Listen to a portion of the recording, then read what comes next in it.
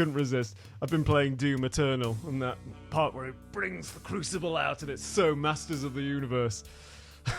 So, basically, I'm doing this video because it occurs to me I've had this guitar for, well, more than 10 years, but I think it was about 2010 I did a review of this, back when I was fresh-faced and I had my long blonde hair, and I thought I looked like Bret Michaels with that.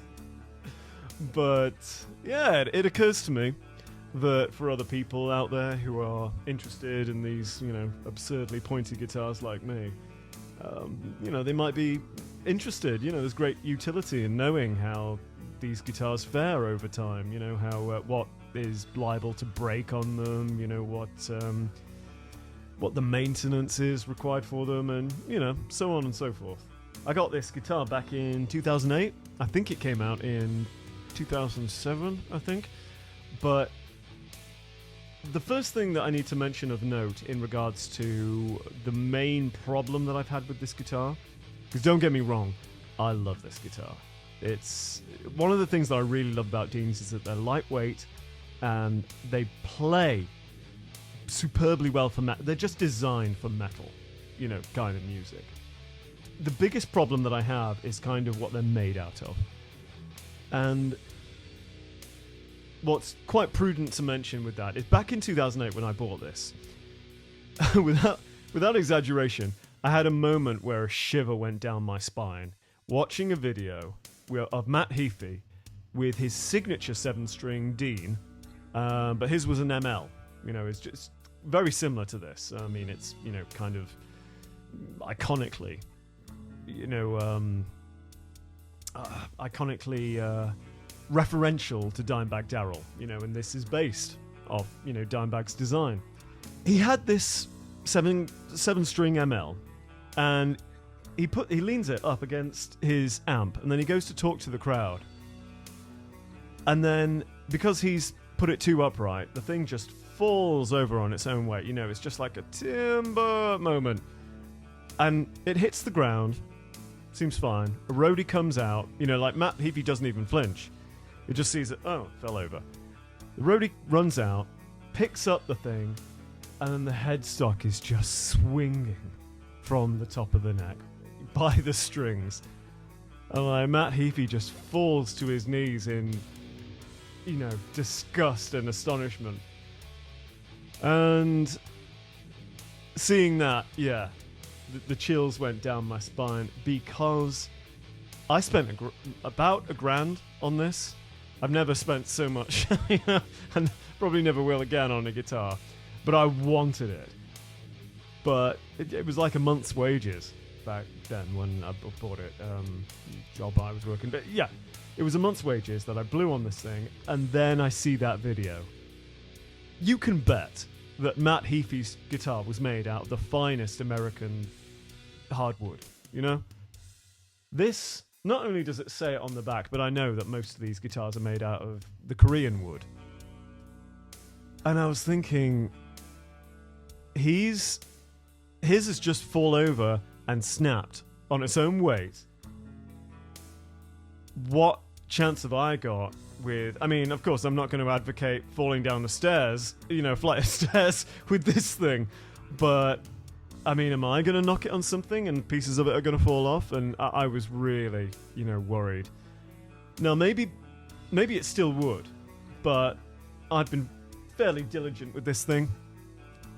I've had a couple of knocks and nicks here and there. There's actually on the corner, there's a great piece of paint that was chipped off in, I think it was in band practice, and I was stood against a cinder block wall, you know, with no paint on it, and I turned around too quickly, you know, rocking out, and just, yeah, gashed it off. But it's not just that the paint came off, it frayed all the wood finish as well, which that kind of shows you just how brittle this Korean wood is. This is really, really lightweight, so that's kind of wonderful for metal playing. But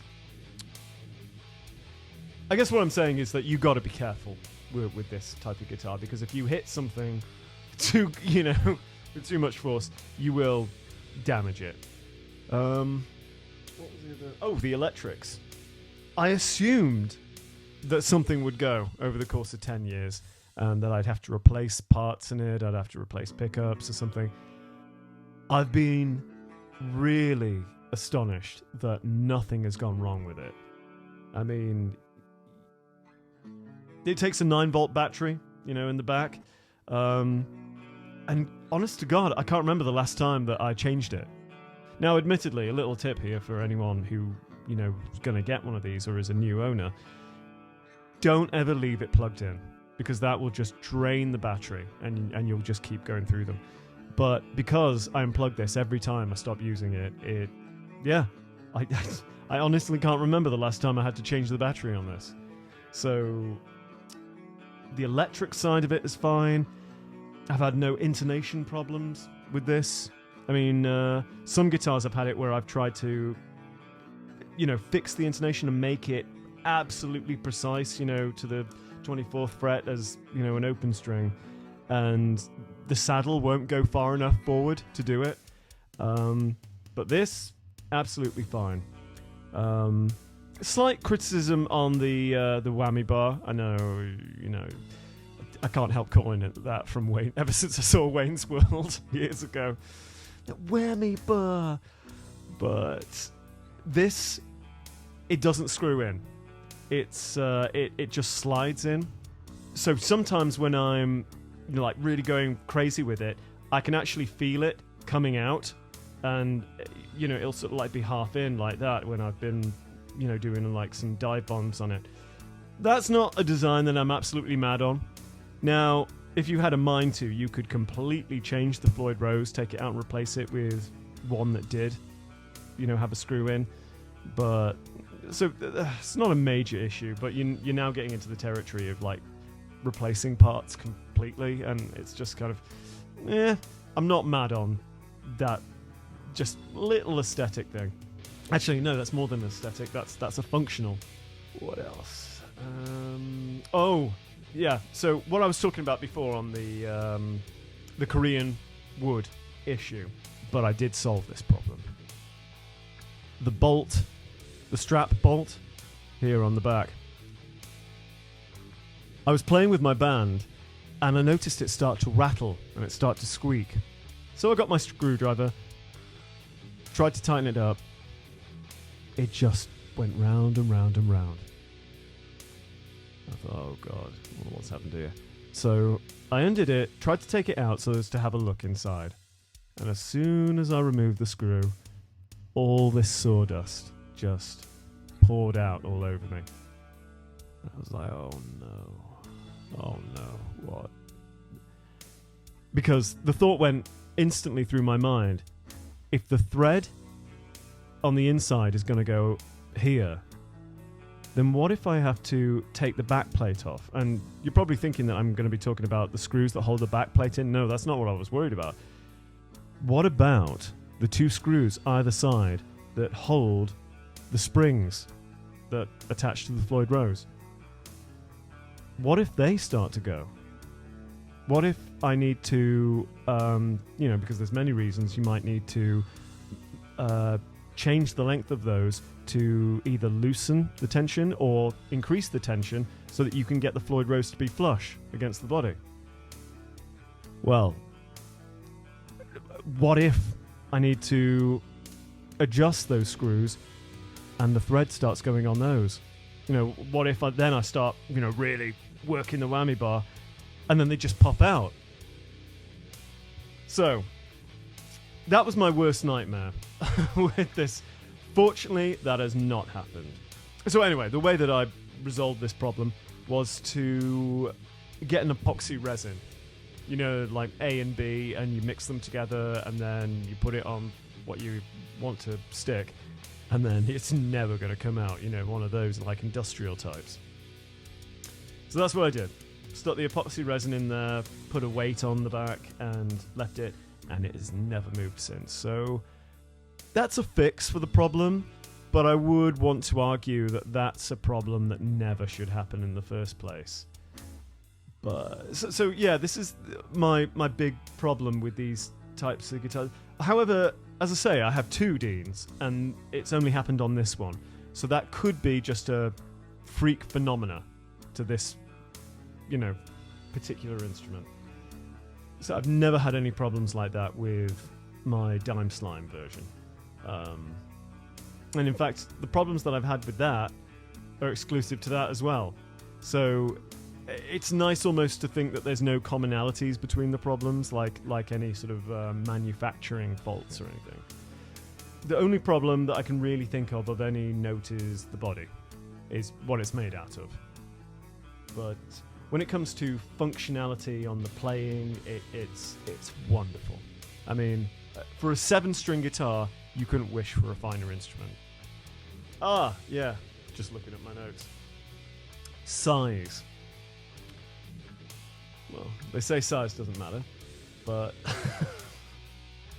this thing, I'd say to anyone that's thinking of buying one of these for the first time, just Razorbacks in general, and this probably goes to MLs as well. If you can, either go and see a friend who has got one or go to a guitar shop that has one and just see what it's like in person, because you just don't realize how big these guitars are. Like, to give you an idea, not only do when I put it in the case and put it in my car, I have to put the seats down in order to fit it in there, but out of the case, I bought a Gator all-purpose, well, I say all-purpose, like for lots of, the bag is designed for, it's a gig bag for lots of different types of guitars, This wouldn't even fit in that.